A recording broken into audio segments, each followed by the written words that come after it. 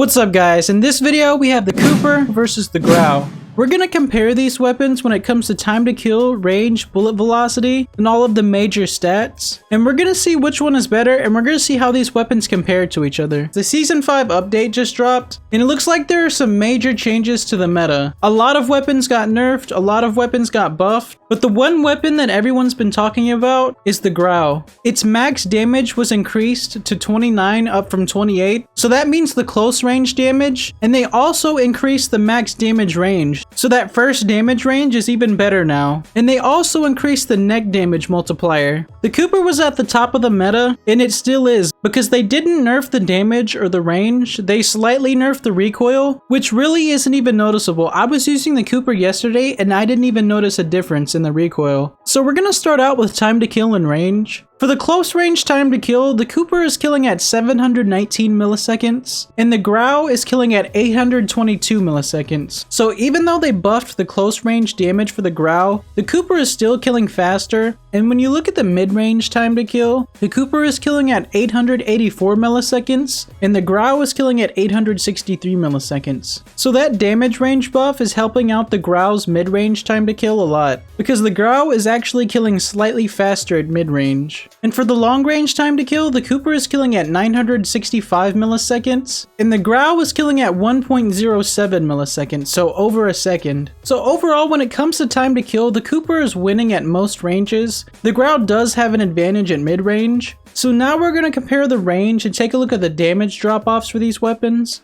Both of these weapons only have one damage drop-off, which is part of the reason they're so good at range. So the Cooper has its damage drop-off at 30 meters, and the Grau has its damage drop-off at 48.5 meters. So that first damage range for the Grau is really good. And now we're going to take a look at the fire rate and bullet velocity. We're going to start out with the fire rate. The Cooper Carbine has a fire rate of 918 rounds per minute, which is a really fast fire rate. And the Grau has a fire rate of 730 rounds per minute, which is average to maybe below average. So the Cooper Carbine is a lot more forgiving. And now we're going to take a look at the bullet velocity. The Cooper Carbine has a bullet velocity of 865 meters per second. That's one of the weaknesses of the Cooper. It has really slow bullet velocity compared to the other ARs. And when you look at the Grau's bullet velocity, it's firing at 1,183 meters per second, which is pretty good. So at long range, that's going to be a huge advantage. Overall, I think both of these weapons are really good. I personally prefer the Cooper Carbine just because of that time to kill is so good, but I definitely think the Grau has its place in the meta. I know it's everyone's favorite weapon, there's so much nostalgia behind it. Let me know what you think. Which one do you think is better? Let me know which weapons you'd like to see me compare in my next video. That's pretty much it. Leave a like on the video and subscribe. Thanks for watching. I'm out.